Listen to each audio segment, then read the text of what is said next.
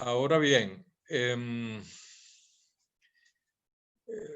estamos hoy en esta sala. Actualmente están unas 20, 30 personas. Esperamos que a lo largo de la sesión se incorporen más, y por allí veo muchos nombres conocidos. Muchos saludos a todos los que de alguna manera hemos tenido la virtud de conocer en algún momento de nuestra vida académica o de mantener algún tipo de relación de amistad. Esto es muy importante en estos tiempos de distanciamiento físico, y gracias a estas nuevas tecnologías, pues estamos garantizando el acercamiento social.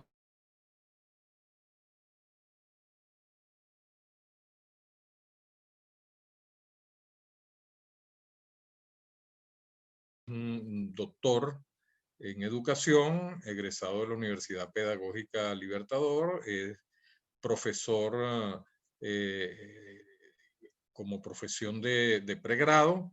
Además ha sido jefe en diferentes instancias académicas de la UPEL, hasta llegar a ser inclusive su vicerrector académico.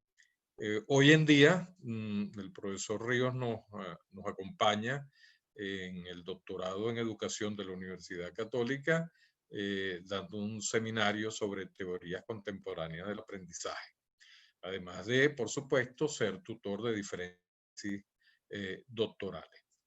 Bueno, sin más preámbulos, voy a dejar con ustedes al profesor Pablo Ríos. Él tendrá unos 20, 25 minutos para hacer su exposición, y luego, por supuesto, daremos la oportunidad de, a través de preguntas y respuestas, pues contestar. El profesor debe contestar algunas de sus preguntas, o escuchar y, por supuesto, comentar algunas de las reflexiones que ustedes tengan a bien llevar adelante. Bueno, sin más preámbulos, vamos a darle la palabra al doctor Pablo Ríos.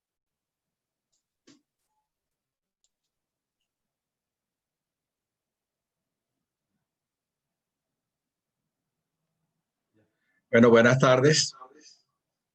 Reciban un cordial saludo y la bienvenida a esta actividad que vamos a tener y a la presentación que vamos a hacer.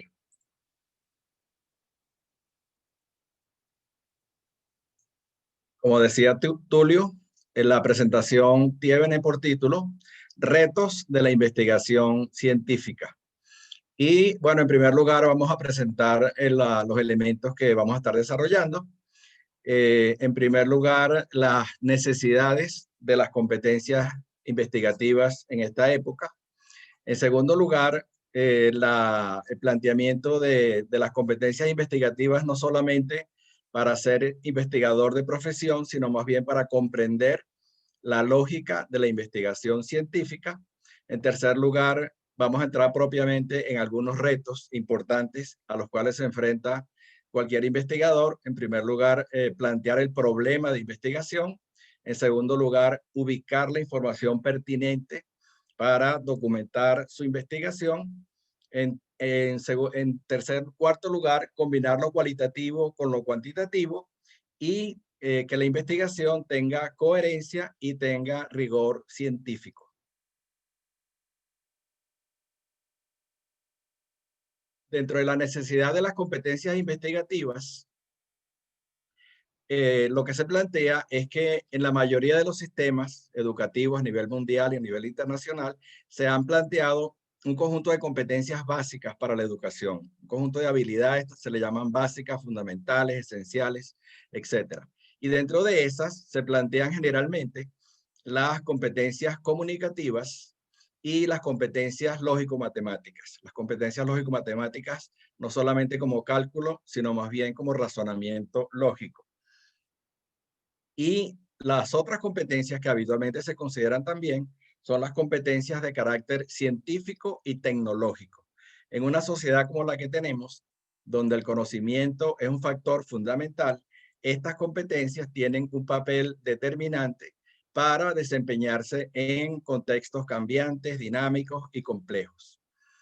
Como decía, las competencias investigativas no se refieren solamente a investigar de manera profesional, sino más bien a entender la lógica de la investigación científica. Es decir, qué proceso se sigue cuando se hace investigación como elemento importante para prácticamente para cualquier ciudadano, para desempeñarse bien en la vida y para manejarse en un mundo complejo y cambiante. En primer lugar, se plantea la necesidad de identificar y formular problemas de investigación sobre temas de interés. Es como el primer elemento que se tiene que considerar. En segundo lugar, determinar preguntas y objetivos posibles. Establecer pruebas y evidencias necesarias para responder esas preguntas o para lograr los objetivos. Y a partir de los resultados que se obtengan, elaborar conclusiones que den respuesta a el problema que se ha planteado. Digamos que esto es un camino, una vía, en algunos casos casi de sentido común, pero que es lo que el sustrato que está en la investigación científica y que contribuye a que enfrentemos los problemas con mayor cantidad de opciones y mejor oportunidad de resolverlos de manera efectiva.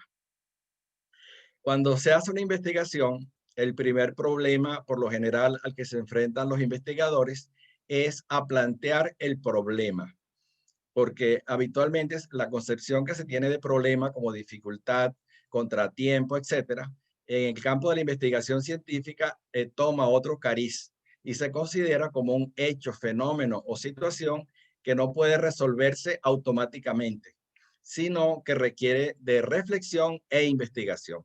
Es decir, es una situación que no se resuelve inmediatamente, que no podemos darle una salida inmediata con la información que tenemos, sino que requiere de que reflexionemos e investiguemos sobre esa situación.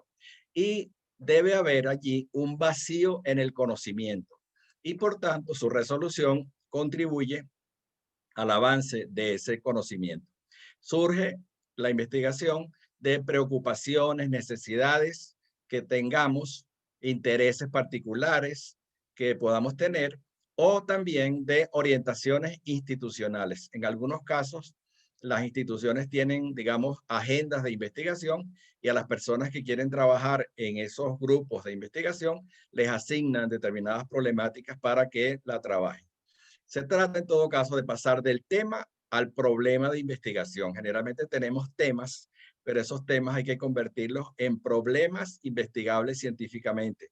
Es decir, en problemas que se resuelven obteniendo conocimiento sobre la situación.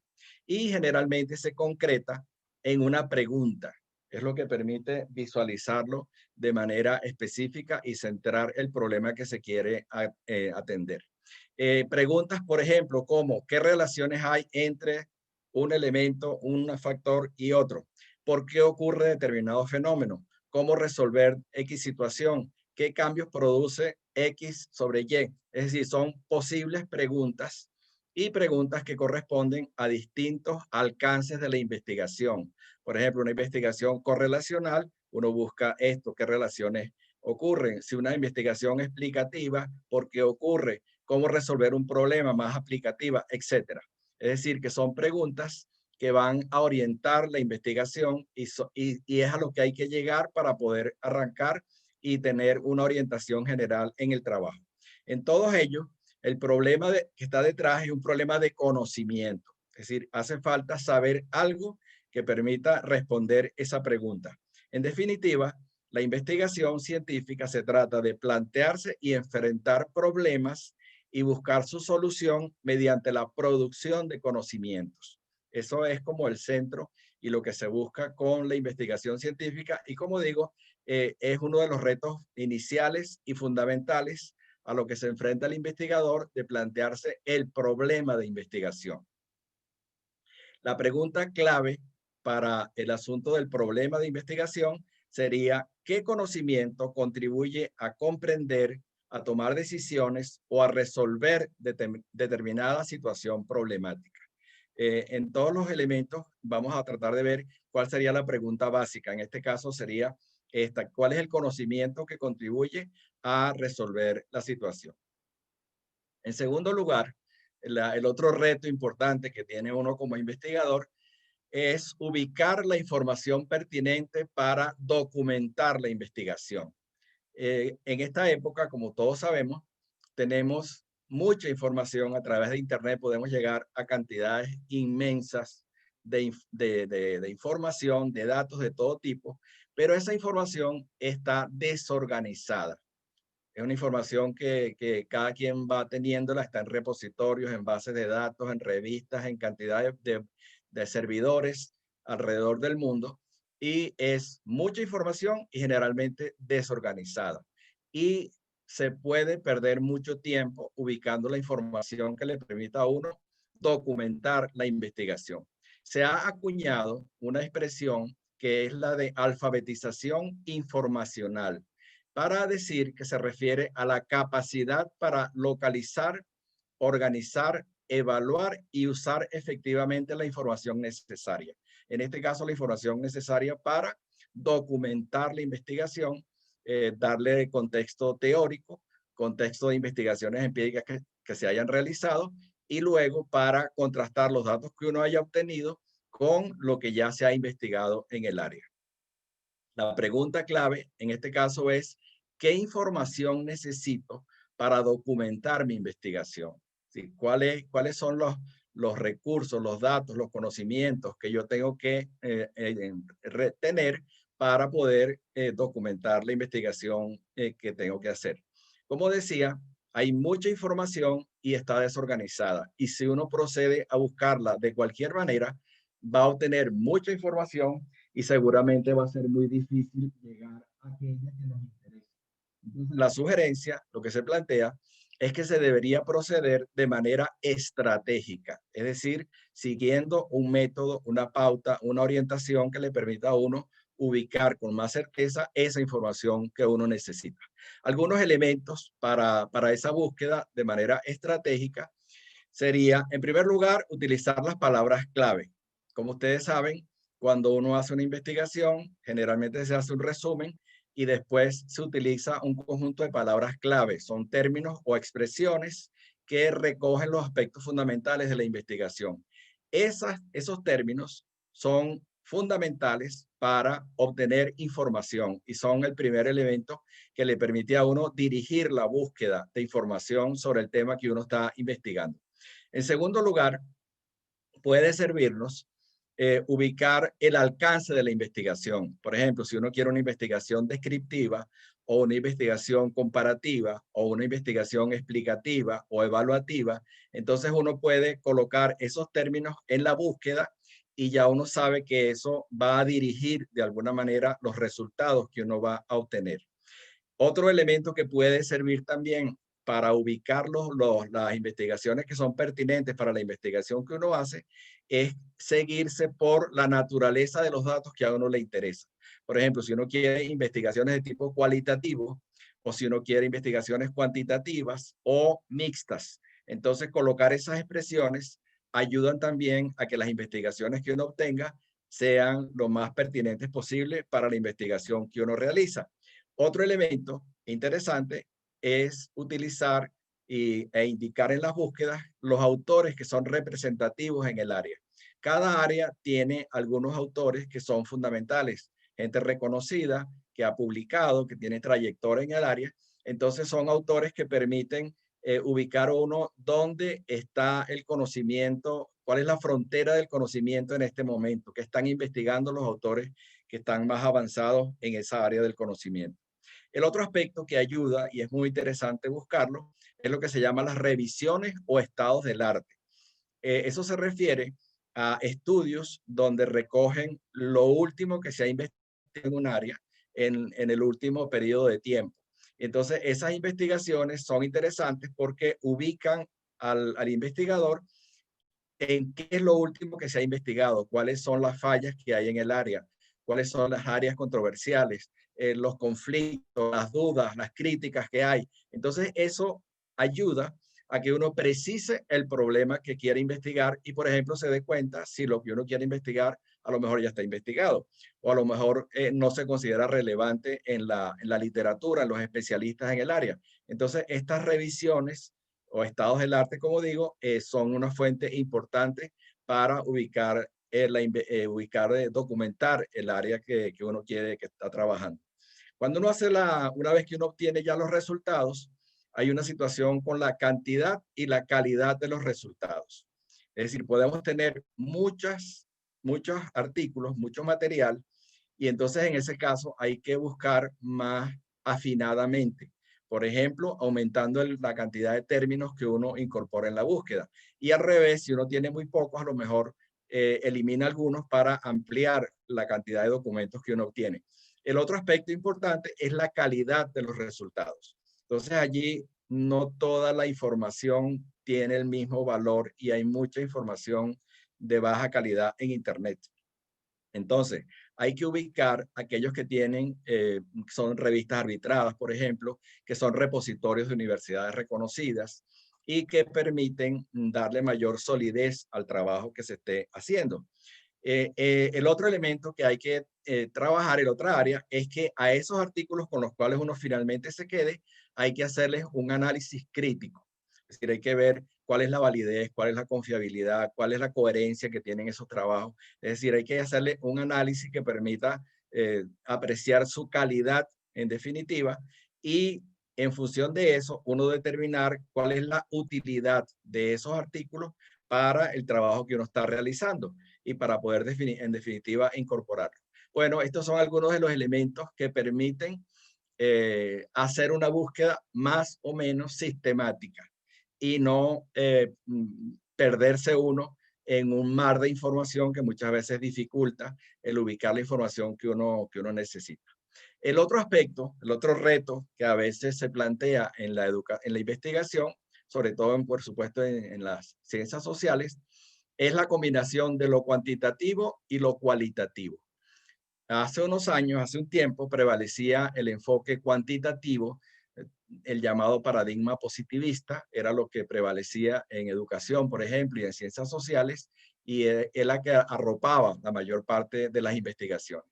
De unos años para acá, se ha trabajado mucho el enfoque cualitativo y últimamente algunos autores representativos consideran que se debe trabajar con los métodos mixtos o enfoques mixtos. Y se considera que la realidad en general tiene tanto atributos cuantitativos como cualitativos. Se puede cuantificar y se puede cualificar las realidades en general que uno tiene. Entonces, las investigaciones mixtas integran la recolección, análisis y relación de datos cuantitativos y cualitativos en un mismo estudio. Esta es una definición de autores bien reconocidos en el trabajo con métodos mixtos. Y los métodos mixtos, hay varias razones para utilizarlos, pero algunas de ellas algunas veces se utilizan como compensación de los datos que se obtienen por una vía, compensándola con datos cuantitativos o cualitativos, según el caso, para la complementación o para la diversidad, para obtener diversas perspectivas donde se incluya lo cuantitativo y lo cualitativo. La pregunta que hay que hacerse en este caso es cómo combinar apropiadamente paradigmas y cómo analizar datos cualitativos y cuantitativos. Esto no es trivial, requiere de una preparación porque, bueno, es más sencillo, más fácil, más directo quedarse uno con un solo paradigma y hacer un análisis, por ejemplo, cuantitativo y decir que dio significativo y hasta allí el asunto. O hacer análisis cualitativos y hacer análisis de contenido, teoría fundamentada, etcétera, y también quedarse con eso. Esto requiere de un esfuerzo mayor porque hay que dominar de alguna manera los dos enfoques y sobre todo luego hay que ver cómo se integran y se les saca provecho a lo mejor de ambos enfoques. El otro elemento muy importante es la coherencia de las investigaciones. Esto se refiere a las relaciones entre los diferentes componentes del trabajo. Cualquier evaluador de los trabajos de investigación, esto es uno de los elementos en los cuales se fija, en que el trabajo tenga coherencia. ¿Y qué se refiere? Que debe haber una hilación, una relación estrecha entre el título, el problema, las preguntas, objetivos o hipótesis, según el caso, el diseño de investigación, los procedimientos de recolección de datos, de análisis de los datos, de validación de los hallazgos y de las conclusiones. Es decir, debería haber una línea que de alguna manera integre, relacione, vincule todos estos elementos, que es lo que le da coherencia a la investigación. Y en este caso la pregunta es, ¿cómo se relacionan los diferentes componentes del trabajo?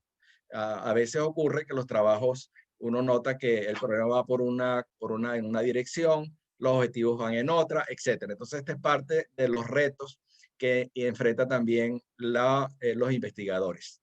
Como una forma de visualizar un poco, como tener un mapa de la coherencia del problema en relación a los tipos de investigación, yo les presento esta clasificación. Hay muchas clasificaciones para las investigaciones. Esta es una, y cada quien pues las ubica de diferentes maneras. En este caso, un criterio de clasificación es en función de los paradigmas, paradigma explicativo o interpretativo. Algunos incorporan también crítico o sociocrítico. En función de la manipulación de las variables, que puede ser una investigación experimental, cuasi experimental, no experimental, y aquí puede ser, hay varias formas de investigación no experimental también. En cuanto a los alcances de la investigación, puede ser descriptiva, comparativa, explicativa, aplicativa o evaluativa. En cuanto a la naturaleza de los datos, puede ser cuantitativa, cualitativa o mixta. Y en cuanto a la fuente de datos, puede ser documental y puede ser empírica. Y si es empírica, puede ser de campo o de laboratorio. Entonces, por ejemplo, si uno quiere, a veces la persona dice, yo quiero hacer una investigación cualitativa, pero claro, eso es un elemento que lo primero sería conocer cuál es el problema y en función del problema ver cuál sería el paradigma, el enfoque que mejor le va. Por ejemplo, si uno quiere hacer una investigación explicativa dentro del paradigma explicativo, pues seguramente tendrá que ubicarse en ver cómo va a ser la manipulación de las variables. En el caso de ciencias sociales, seguramente será una investigación cuasi experimental y, por ejemplo, yo puedo hacer una investigación aplicativa. Puedo aplicar un método de enseñanza y ver qué resultados da. Y yo en ese caso puedo tener datos cuantitativos, generalmente. También pudiera tener algunos datos cualitativos y pudiera tener entonces una investigación mixta. Y va a ser una investigación empírica y va a ser de campo. Si yo me voy por el lado del paradigma interpretativo, pues yo seguramente entonces ya no voy a hacer manipulación de variables, sino que voy a tener, por ejemplo, supongamos una investigación evaluativa, donde yo quiero analizar los efectos de un determinado programa. Por ejemplo, yo quiero analizar la efectividad de las escuelas en el manejo de la pandemia del coronavirus. Y quiero ver, por ejemplo, cuál es la satisfacción que tienen los alumnos o los padres o los docentes con la forma como ha sido tratado esta crisis. Entonces tengo una investigación interpretativa, evaluativa, puede ser eminentemente cualitativa, si me voy por el paradigma interpretativo, también pudiera tener datos cuantitativos y pudiera ser una investigación mixta y va a ser investigación empírica y también de campo.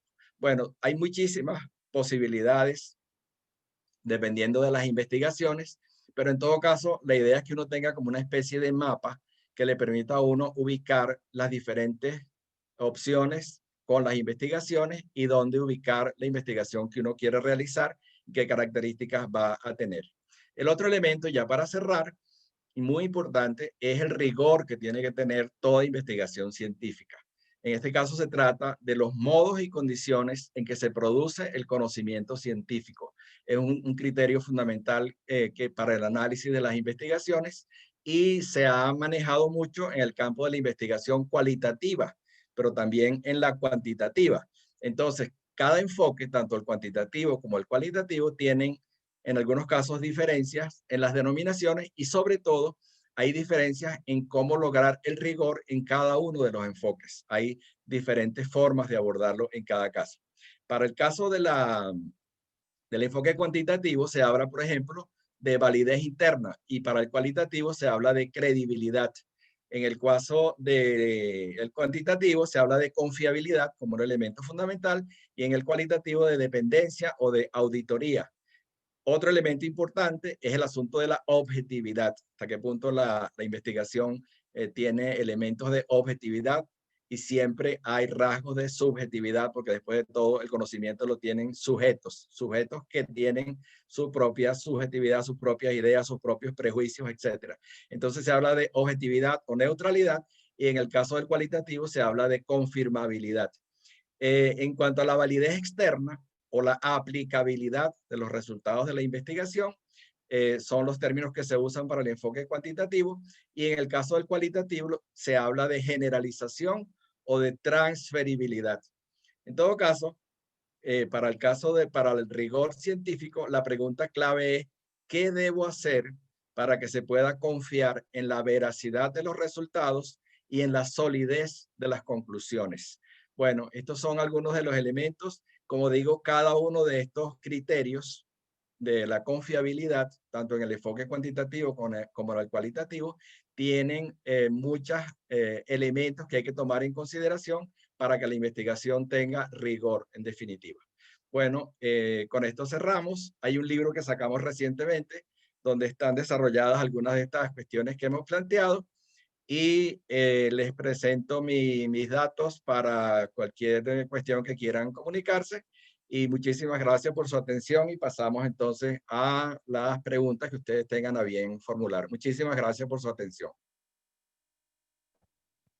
Muchísimas gracias al profesor Ríos, que nos acompañó con una muy interesante presentación en cuanto a los retos de la investigación científica. Permito presentarme, mi nombre es Ana Fina Vargas, directora del posgrado de la Universidad Católica Andrés Bello. Ahora abrimos la sesión, el espacio para las preguntas, consultas que ustedes deseen hacer.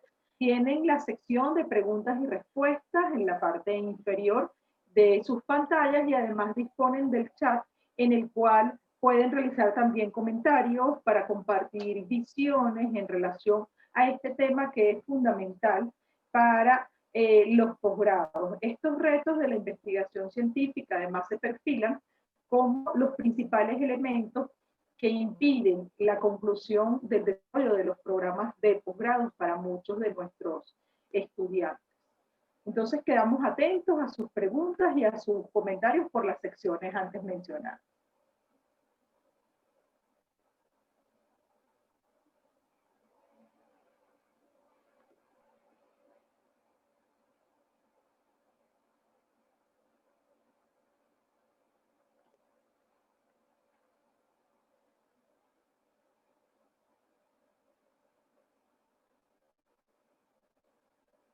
Tenemos una pregunta en nuestro chat y en la sección de preguntas y respuestas. Voy a iniciar con la pregunta que tenemos por acá de el señor Ernesto Suárez, y es la siguiente, profesor Ríos. Dice: doctor Ríos, en su opinión y o experiencia, ¿cuál ha sido la tendencia de la investigación educativa en posgrado en Venezuela en términos de las posibilidades expuestas por usted?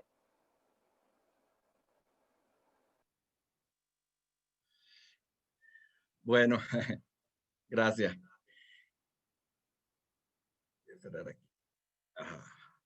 Bueno, la tendencia, como decía, es que en una época prevaleció el enfoque positivista, cuantitativo, y eso era lo que debería marcar todas las investigaciones.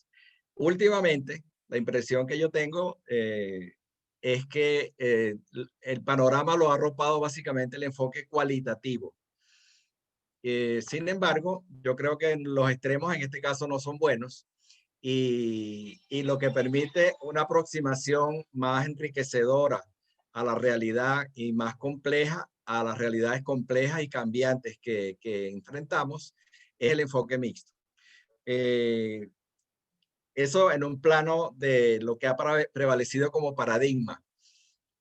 Y viéndolo ya como posibilidades en términos de lo que se hace en investigación educativa, Bueno, lamentablemente, como sabemos por la situación que estamos pasando, la investigación no es un área que se haya destacado las posibilidades que se tienen para investigar. Lamentablemente, hasta hace un tiempo las universidades contaban con más recursos para apoyar a los investigadores, para que asistieran a eventos, para que estuvieran actualizados, etcétera, etcétera. Y como sabemos, en esta época hay dificultades de todo tipo y la investigación, a mi manera de ver, se ha visto se dificulta, desde el acceso a Internet hasta el acceso a las revistas especializadas, hasta el contacto con académicos a nivel mundial y conocer qué es lo que se está haciendo. De manera que esa es un área que lamentablemente, aun cuando me parece fundamental conocer lo que está pasando en el proceso educativo. Ahora, por ejemplo, con la situación que estamos viviendo, ni se diga la importancia que tiene conocer cómo están enfrentando las instituciones, los educadores, los padres, los propios alumnos, cómo están enfrentando esta situación de crisis. Entonces, allí la investigación es clave porque es lo que nos permitiría aprender de la experiencia, aprender de lo que está haciendo cada grupo, cada institución, cada persona, cada docente, lo que se llama buenas prácticas, que está dando mejores resultados. Entonces, allí yo creo que la investigación debería tener un rol fundamental como forma de conocer de manera más o menos objetiva, más o menos sistemática, cómo se está enfrentando la crisis y qué podemos aprender unos de otros, que yo creo que es lo fundamental. Muchísimas gracias, profesor, por ese comentario. Paso ahora al comentario que hace Anabel Portero en el chat. Dice, buenas tardes, doctor. ¿Un modelo para la enseñanza de adultos podría ser interpretativo o es mejor en el enfoque explicativo? Está bien. Bueno, está bien la pregunta, pero haría falta más información, porque claro, dicho así nada más, es un tema muy amplio, donde caben muchas opciones. Habría que saber más en detalle qué es lo que se está planteando. Anabel, sí, Anabel. Habría que saber más en detalle cómo estás pensando la investigación, qué te gustaría averiguar, cuál sería tu problema, porque de acuerdo a eso, pudiera ser interpretativo, efectivamente, claro, pudiera serlo, y tal vez es donde se puede obtener mayor riqueza de información. Pero podría ser también un enfoque explicativo. Como digo, depende de cuál es el problema y cuáles son los objetivos que se quieren lograr. Por ejemplo, si uno quiere saber cómo es la educación de adultos a nivel nacional, pues ahí tendría que hacer un enfoque cuantitativo, explicativo, aplicar instrumentos más o menos masivos, generales. En cambio, si uno quiere conocer la experiencia de adultos, aprendices, y la experiencia de instituciones concretas de educación de adultos, tendría que ser un enfoque más cualitativo, más interpretativo, más personal, más de entrevistas, etcétera. Pero como digo, depende de lo que se quiera, de cómo se quiera enfocar la investigación y cuál sea el problema que se quiere atender con la investigación. Anabel nos comenta su tema, indica que es el bajo nivel de inglés en el sistema de educación superior en el Ecuador. Perdón, dice que es el bajo nivel de inglés en el sistema de educación superior en el Ecuador. Ok. Sí, definitivamente el inglés se ha convertido en un idioma universal que el no dominarlo dificulta las comunicaciones. Y en la investigación científica, la mayoría de las publicaciones reconocidas de mayor prestigio, etcétera, son en inglés. Entonces, eso es una debilidad que yo creo que en muchos de nuestros países de América Latina se presenta, el nivel de dominio que tenemos del inglés, ¿no? En la población. Los gobiernos, los países, las instituciones hacen esfuerzos, creo, y por mejorar los niveles en el inglés, por lo menos que la gente lo lea y lo comprenda, ¿no? Como una forma de tener un acceso a la literatura que se produce en el idioma. Pero efectivamente es una limitante y definitivamente es un factor muy importante para estar al tanto de lo que se está investigando en estos tiempos. Sin lugar a dudas. Vamos ahora con las preguntas que tenemos en la sección de preguntas y respuestas. Esta Okay. un poco ya la abordó en uno de sus planteamientos, sin embargo, la leo completa para que usted considere si es oportuno ampliar en este tema. José Miguel Vázquez nos comenta: muchas gracias, profesor, muy interesante la exposición. En su opinión, un problema que se puede analizar bajo los paradigmas cualitativo y cuantitativo, ¿sería mejor irse por uno de ellos o aplicar el paradigma mixto? Ok, muy bien. Muy bien, José Miguel. Sí, bueno, fíjense, como señalaba antes, es más sencillo tal vez aplicar un solo paradigma y uno se enfoca allí y se prepara con las herramientas que ofrece el paradigma y resuelve su situación solamente por esa vía. Esa es una opción, desde luego. Sin embargo, parece ser, o la tendencia que prevalece en estos momentos, es que dadas las realidades que tenemos, complejas, cambiantes, diversas, etcétera, lo mejor, lo que permite en mayor riqueza en la información que se obtiene, es utilizar los enfoques mixtos, es decir, combinar lo cualitativo con lo cuantitativo. Y además yo diría que depende también del nivel en que se plantee el asunto. Es decir, por ejemplo, para un estudio de pregrado, estaría muy bien que una persona se quede con un enfoque u otro. Tal vez en nivel de especialización, inclusive hasta maestría. Pero yo diría que en el caso del doctorado, es preferible abordar el área de estudio por métodos mixtos, porque como digo, creo que permite la mayor riqueza de información. Es decir, tener algún instrumento que recoja datos de manera general, una encuesta, por ejemplo, que se aplique y se obtengan datos generales y se procese de manera cuantitativa y se determine, por ejemplo, la correlación entre variables y da una primera aproximación macro al problema, a cómo está esa realidad que uno quiere investigar, pero a posteriori parece interesante que uno pueda profundizar en eso que se obtenga de manera general y obtener información más precisa, más profunda, más personalizada de algunas informantes clave o de algunos grupos, por ejemplo, utilizando entrevistas o utilizando grupos focales donde uno coloca a un grupo de personas que hayan vivido, estén relacionadas con el área que uno está investigando y de alguna manera analiza cómo es la confrontación de ideas, cómo se construye conocimientos en vivo y uno recoge toda esa información. Creo que eso da una riqueza para el análisis que es muy importante y que ayuda a comprender mejor y a precisar lo que uno quiere investigar. Muchísimas gracias. Vamos ahora con la pregunta de Ravi Torres. Él nos dice: buenas tardes.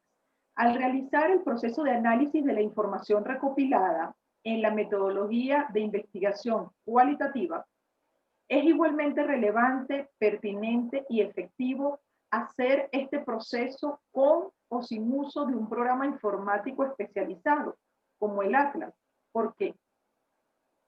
Ok, muy bien. Muy buena la pregunta. Muy interesante. Sí, bueno, fíjense, está de moda, es uno de los elementos que hay que considerar, el uso de las tecnologías informáticas para el análisis de datos, en términos generales, ¿no? Y hay programas especializados, tanto para el área cuantitativa como para el área cualitativa. En el área cuantitativa, el más conocido, utilizado, es el SPSS, como programa que ampliamente utilizado y validado ya para datos cuantitativos. Y para el área cualitativa también se utilizan diversos programas. Y el más utilizado también en este caso es el Atlas-T. Ahora, fíjense, mi percepción es que esos programas ayudan, pero uno no puede confiar todo el análisis a los datos que arroja el programa. Es decir, yo creo que el programa da una primera visión general, pero eso no sustituye la capacidad de reflexión, de análisis y de crítica del investigador. Es decir, que son una ayuda, pero no son lo que se va a tomar intacto como resultado de la investigación. Sí, yo creo que son programas que, por ejemplo, categorizan muchos datos y sobre todo el análisis cualitativo, lleva mucho trabajo, sobre todo si uno tiene mucha información, entrevistas, grupos focales, cualquier tipo de análisis de documentos, etcétera. Entonces eso es mucha información y entonces esos programas ayudan a tener una primera visión, por ejemplo, de las categorías fundamentales, de relaciones entre categorías, y eso es una ayuda importante. Ahora, como digo, creo que no hay que dejar que el análisis sea lo que hacen esos programas. Es decir, eso luego requiere de crítica, requiere de precisión, requiere de contrastarlo con otras fuentes de información que uno tiene, y eso es lo que en definitiva va a permitir que la investigación esté más contextualizada con lo que uno está investigando y no simplemente con los datos que arroja un programa informático. Buenísimo. Ernesto Suárez le agradece por acá la respuesta que dio previamente a su pregunta. Andreina Febre lo felicita por esta excelente exposición y comenta lo siguiente: cuando no dominamos el enfoque cuantitativo, pero nos interesa como parte de nuestra investigación reportar datos, además de prepararnos, lógicamente, es ético apoyarnos en expertos para procesar la data de la investigación y su interpretación. ¿Qué recomienda en este sentido? Ok, muy bien. Muy bien, muy bien. Buena pregunta. La parte ética, muy bien, muy bien. Sí. Bueno, ese es todo un tema. El asunto de hasta qué punto la persona hace la investigación o se la hace alguien. Y de eso hay una larguísima, muchísimas opciones, ¿no? Y es increíble, uno se consigue con gente que en los chats estos de grupos de investigación, donde la gente pide ayuda y sale gente y le dice, yo te hago la investigación completa. Dime el título y yo te hago la investigación. Es decir, gente que se presta y grupos de trabajo que hacen prácticamente la investigación completa, y eso definitivamente, bueno, es poco ético. O sea, no es la idea que alguien le haga la investigación y simplemente por una paga y luego la persona presente eso como suyo. Esa es una de las cuestiones con las cuales tienen que lidiar las universidades, determinar hasta qué punto realmente las investigaciones las están haciendo los autores, o lo que dice que son los autores, ¿no? Entonces, claro, ahora, eso no significa que uno no pueda buscar ayuda. Sí, yo creo que siempre es válido buscar ayuda, aprender. Y con respecto a la pregunta que hace Andreina, a mí me parece muy válido. Es decir, yo necesitaría complementar mi trabajo con datos cuantitativos, pero yo no domino lo cuantitativo. Bueno, no tenemos por qué saberlo todo. De hecho, es así. O sea, uno domina una parte, no domina otra, o es fuerte en una parte y no en otra, y eso no tiene, y sobre todo con esta propuesta de trabajar con métodos mixtos que son más exigentes, pues entonces es un reto importante para las personas dominar ambos mundos, de lo cualitativo y lo cuantitativo. Yo sé que es un reto que no es fácil que la persona combine un buen dominio de ambos enfoques. Ahora, entonces la persona cuando tenga debilidades en una de las áreas, perfectamente puede solicitar ayuda. Yo creo que es lícito solicitar ayuda de expertos, claro, siempre y cuando esté la ayuda, pero la persona sepa interpretar los datos que le va a dar el experto o los datos que le da el programa estadístico y sepa qué significan esos datos, es decir, no tanto dominar a fondo la mecánica y cómo es y la explicación, pero sí qué significa qué es que alfa dio significativo. Ah, pero yo entiendo el fundamento de dónde salió eso y cómo eso se engrana con mi trabajo de tesis y cómo yo engrano eso luego con los datos cualitativos. De manera que yo creo que en ese caso, pues es válido buscar ayuda y aprender uno, aunque sea lo básico, y sí siempre comprender el sentido de esos datos, porque definitivamente luego la persona es la que va a tener que defender la tesis y tiene que saber justificar lo que vaya a presentar y qué significan los datos que esté presentando en una defensa. Eso sería la respuesta. Muchísimas gracias. Ahora tenemos una pregunta de Cristian Sánchez. Él nos comenta lo siguiente. Soy estudiante de pregrado, sin embargo, me intereso en la investigación científica. ¿Qué posibilidades tengo yo de emprender en esta área? ¿Cómo trasciendo? Ser investigador la debo considerar como un área complementaria. Necesito vivir de otra cosa para comer. Es cierto que Venezuela muere en esta área. El entorno social que he transcurrido me dice que es un campo que no vale la pena si no es para aplicaciones económicas. Ok. Muy bien, Cristian. Un saludo. Bueno, sí, la investigación se desarrolla básicamente en el ámbito académico. Es decir, es un área de desempeño donde somos los que estamos en el ámbito educativo, básicamente los que lo desempeñamos. Y investigación en un sentido puro, pues como él mismo señala, es difícil que la gente logre mantenerse siendo investigador, claro, a menos que la persona tenga una trayectoria ya de un gran reconocimiento y logre entonces pues vivir de eso solamente. Por ejemplo, a través de autoría de libros, de invitación a conferencias, asesorías, etcétera, etcétera. Pero eso ya es un nivel, digamos, avanzado. Pero lograr vivir así de primer momento de la investigación, pues no es fácil, no es fácil. Y como digo, básicamente se desarrolla asociada a lo académico. Si la persona va haciendo carrera académica, a la vez va investigando, ascender en el escalafón académico, por ejemplo, en las universidades, requiere ir presentando trabajos de investigación y de esa manera la persona va superando y va convirtiéndose cada vez en un especialista en un área determinada, una persona que la comunidad lo reconozca como especialista en un tópico, en un determinado área del conocimiento, pues. Sí, efectivamente. Además, tenemos muy interesantes investigadores en la universidad, en todos los centros de investigación, que hacen además productos intelectuales interesantísimos. Exactamente. Y luego David le hace otra pregunta.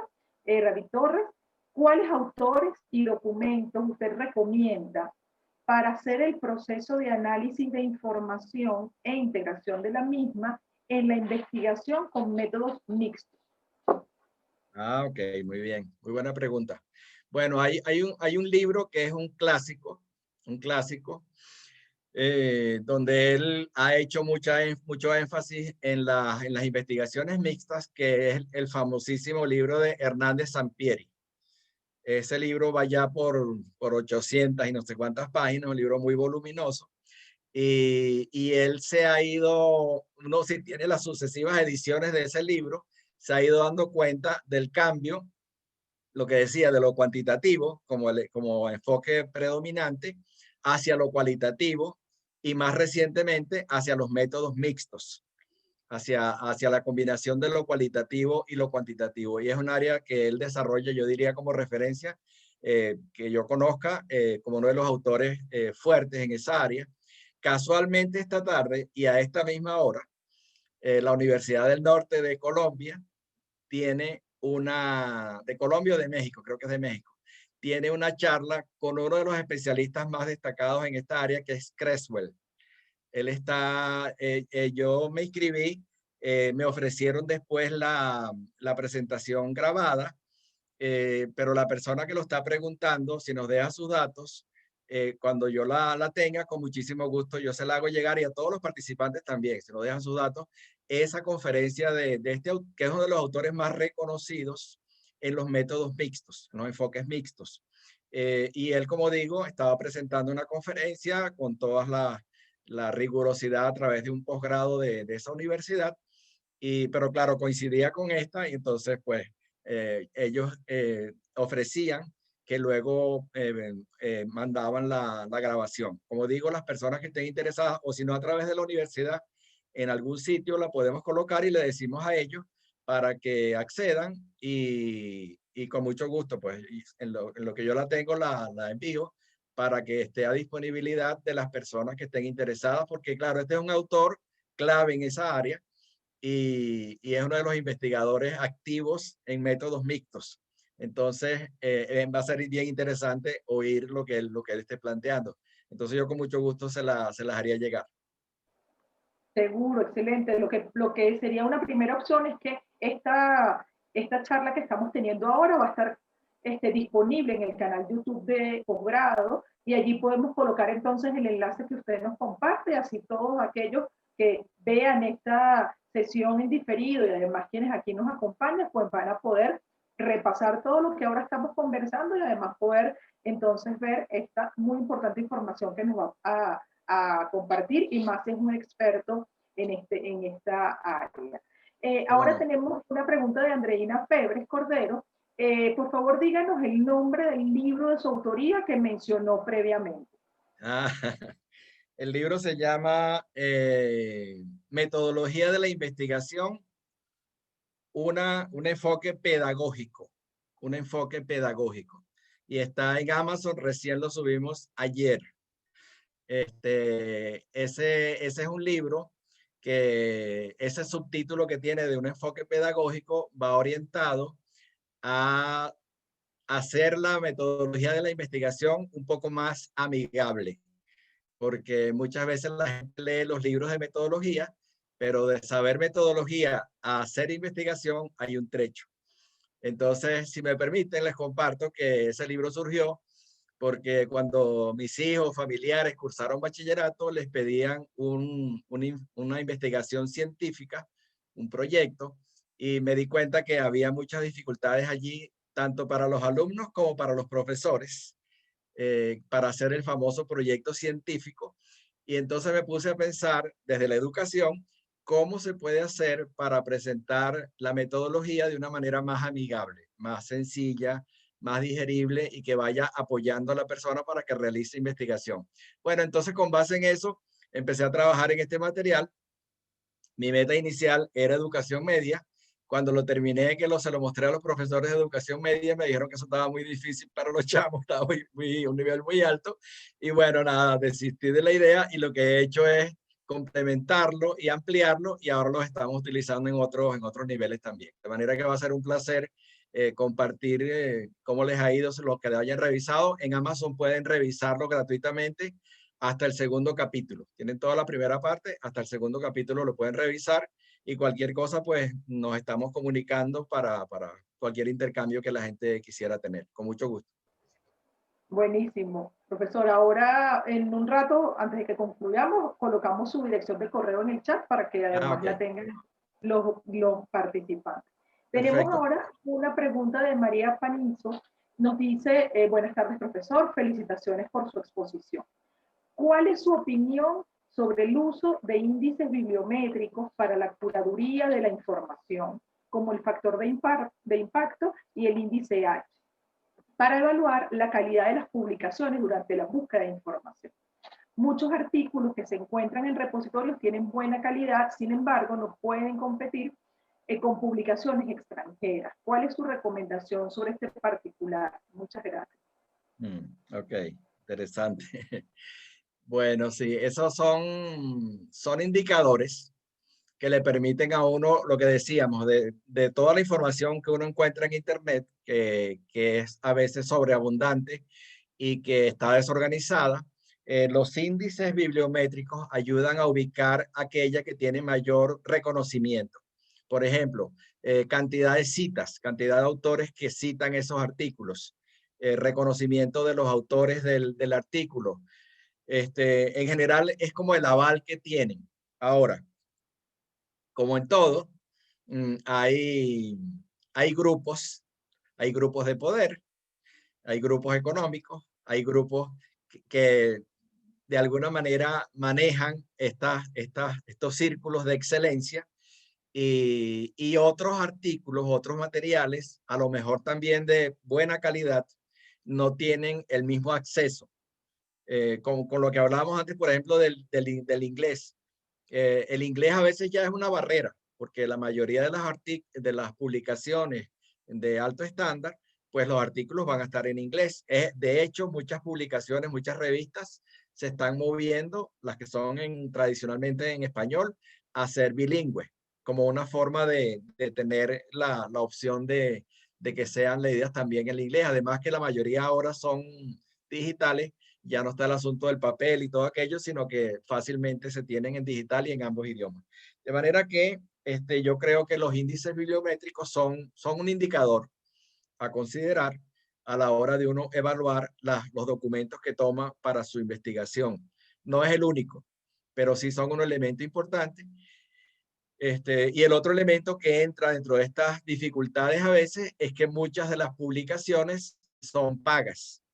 Y en nuestro contexto sabemos las dificultades que tenemos para acceder a divisas, para cancelar esas suscripciones, y hay ciertas limitaciones allí que están, pero bueno, yo creo que cada quien en el área que se especializa tendría que ir ubicando caminos para obtener la información que sea más sólida, más consistente en el área que tiene. Hay siempre la opción de publicaciones gratuitas, de búsquedas a veces por caminos verdes, donde hay también información valiosa.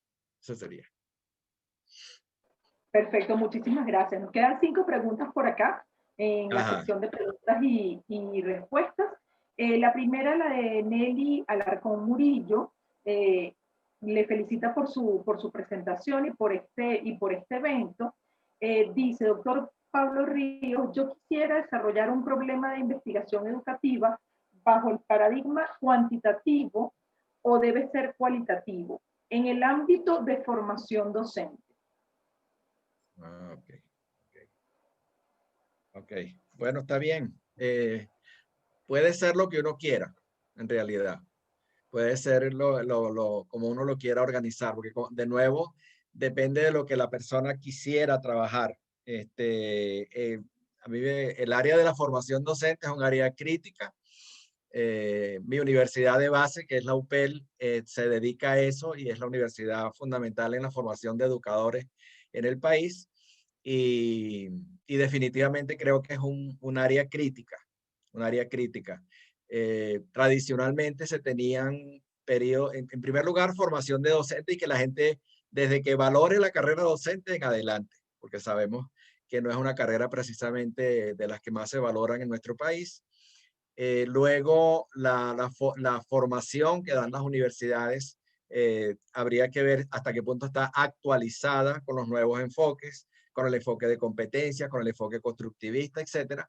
Y luego el personal en servicio debería estar recibiendo permanentemente procesos de actualización, de complementación de la formación inicial y de diseñar formas de enfrentar las nuevas realidades. Ni se diga ahora, por ejemplo, los retos que enfrentan los docentes para pasarse de un día para otro, de trabajar de manera presencial a trabajar de manera virtual.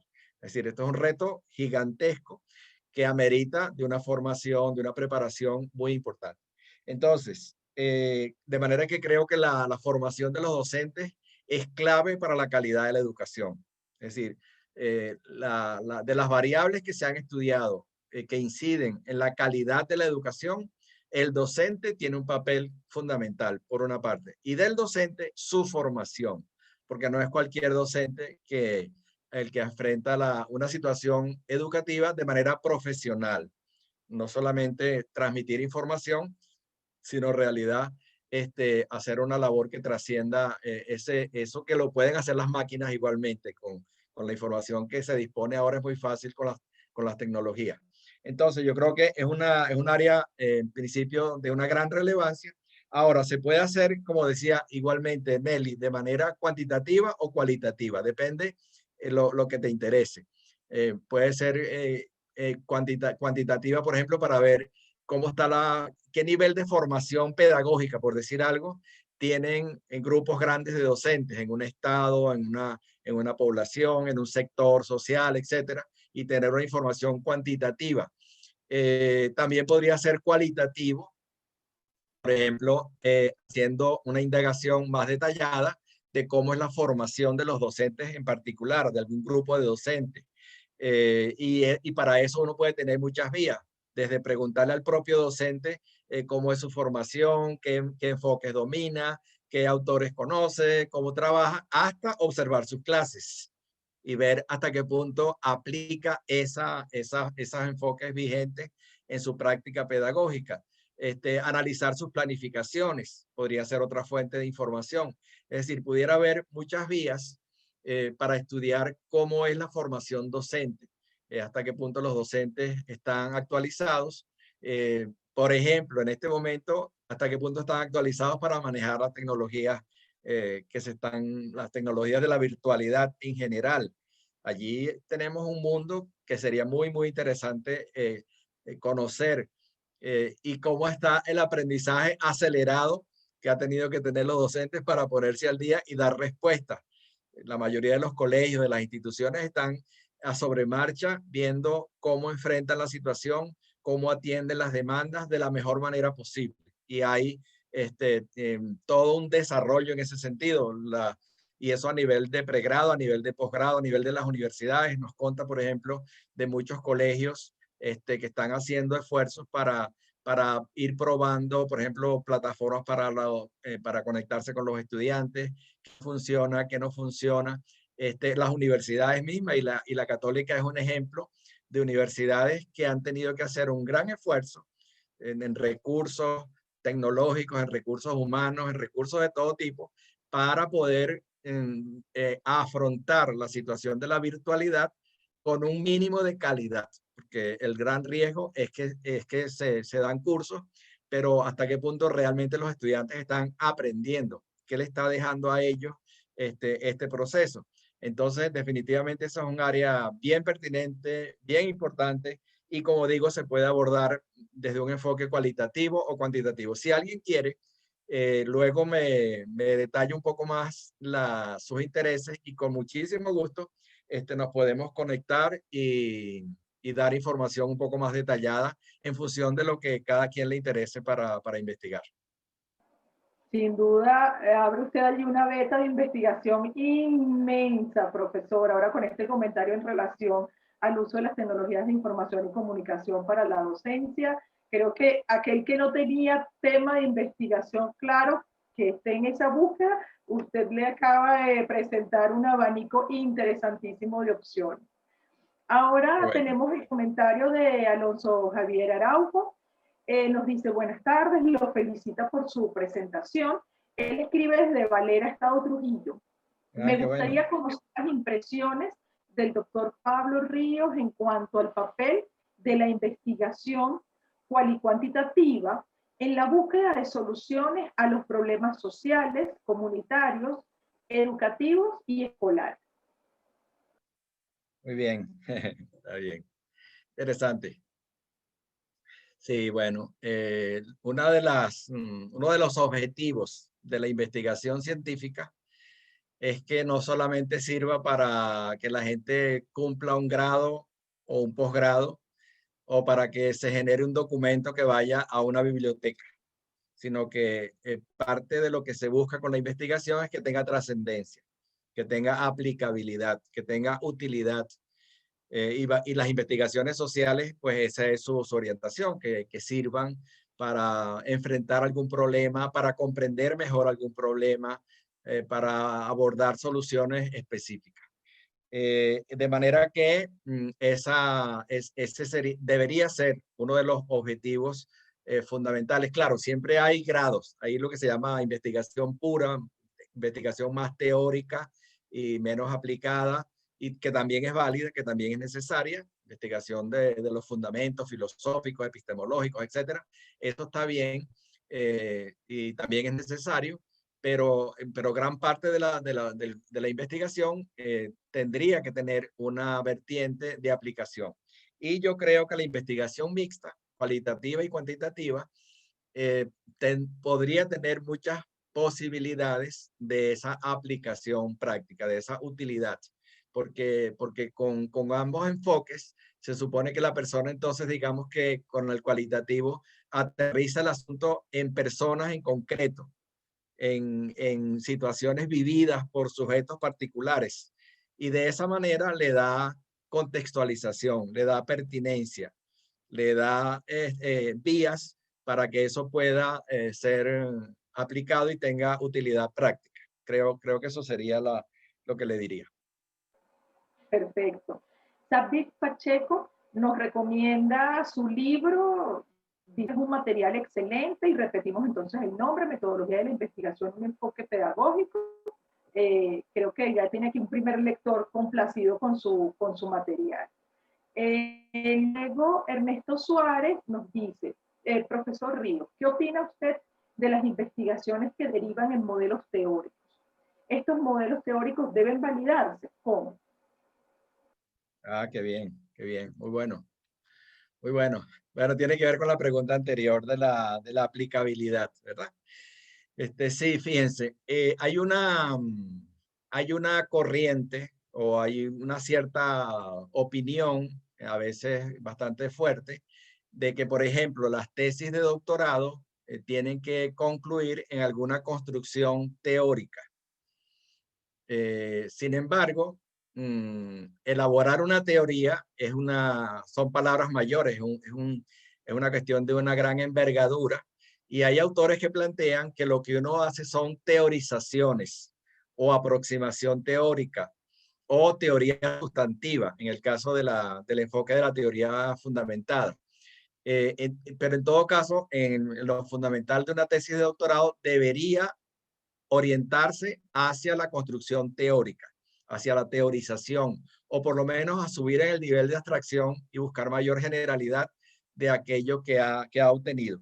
Si debe ser validado, creo que sí, creo que es conveniente, porque claro, se puede tener validez, pero de alguna manera restringida, que convendría validarla. Habría, creo, dos grandes opciones. Por ejemplo, si uno hace una investigación empírica y de esa investigación empírica recoge datos, entrevistas o datos cuantitativos, etcétera, si tiene datos de la realidad y sobre eso uno quiere teorizar, en el enfoque cualitativo, lo que se recomienda es que uno haga una validación con los informantes.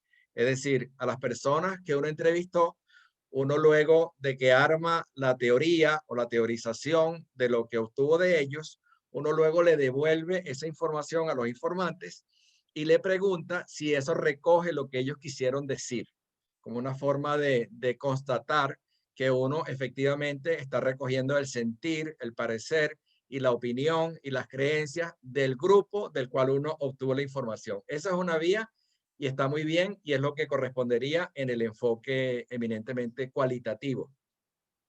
La otra forma de validación que se puede aplicar también es una validación por expertos. Es decir, que uno elabore un modelo teórico o elabore una teorización y luego uno ubique algún grupo de personas destacadas en el área y ante esas personas uno le presenta lo que uno ha teorizado para tener su opinión, para tener su visión de esa teoría o esa teorización desde la especialización de esas personas.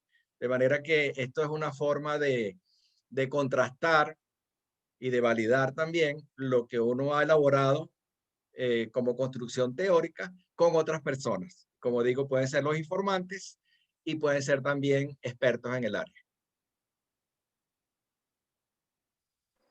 Perfecto, profesor. Tiene dos agradecimientos más aquí en la sección de preguntas y respuestas de Nelly y de Alonso, que le agradecen muchísimo por sus comentarios. Igual Ernesto le agradece por las respuestas, por haber dado una información valiosa a las inquietudes que ellos tienen. Igual en el chat, muchísimas felicitaciones además a su ponencia. Por favor, compártanos su correo electrónico. Yo además lo cargo aquí en el chat para que todos puedan tener esa información y entonces comunicarse con usted para más dudas, comentarios o compartir. ¿Cómo no? Mi correo electrónico, Pablo Ríos Cabrera. Perfecto. Pablo Ríos Cabrera @gmail.com. Listo, lo vamos compartiendo ya entonces Ya lo voy a compartir en el chat para que todos lo puedan ver. Agradecerle a usted nuevamente. Le voy a dar la palabra al profesor Tulio Ramírez para que haga el cierre de este excelente seminario. Muchísimas gracias por la moderación y por el apoyo, Ana Fina. Muy amable. Estamos encantadísimos, además aprendemos muchísimo, muchísimo, y eso siempre es gratis. Muy Adelante, bien, profesor Tulio.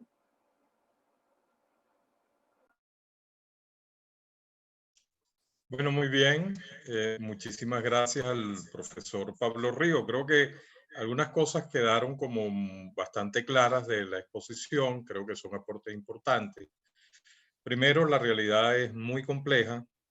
La realidad no es exclusivamente cuantitativa, sino cualitativa, de tal manera que es pertinente el uso de diferentes técnicas para su abordaje y tener una visión mucho más holística y más comprensiva sobre el hecho, los hechos que estamos investigando. El segundo elemento que quiero rescatar de esta intervención es que si bien uno aprende a investigar investigando, es también pertinente recurrir a expertos, a la literatura especializada sobre el área de metodología para obtener información que sirva para conocer herramientas, técnicas e instrumentos que me permitan abordar los problemas de investigación en toda su complejidad. El tercer elemento que creo que es importante resaltar de esta extraordinaria ponencia del profesor Pablo Ríos es el hecho que los temas de investigación no deben asociarse con áreas de interés.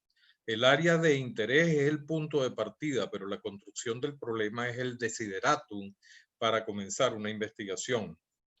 Y construir un problema de investigación es una actividad absolutamente intelectual, reflexiva, de abstracción, de interrogar a la realidad, de plantearse dudas sobre el comportamiento de alguna realidad y proceder a partir de esas dudas, de esas preguntas y de esa reflexión, pues abordarla con todas las herramientas técnicas e instrumentos disponibles para obtener las respuestas adecuadas.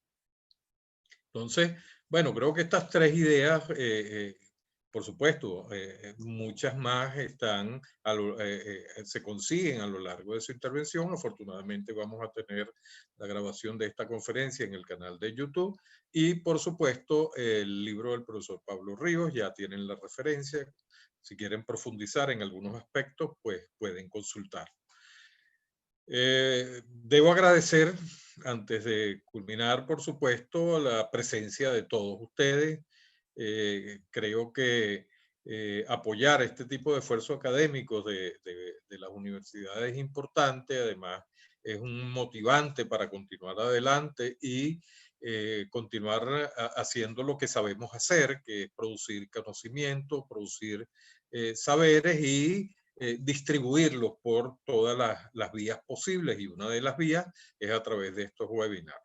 Debo agradecer también a la profesora Ana Fina Vargas, la directora de la Oficina Técnica de Posgrado de la Universidad Católica Andrés Bello, quien nos ayudó en la moderación de este importante evento.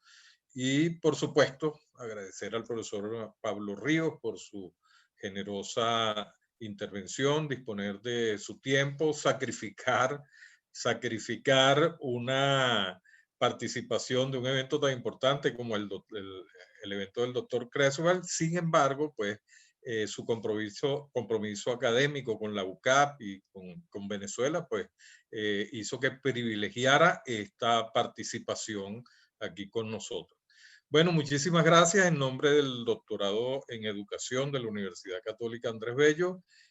Próximamente vamos a anunciar otros webinars y esperamos seguir contando con la generosa participación de todos ustedes.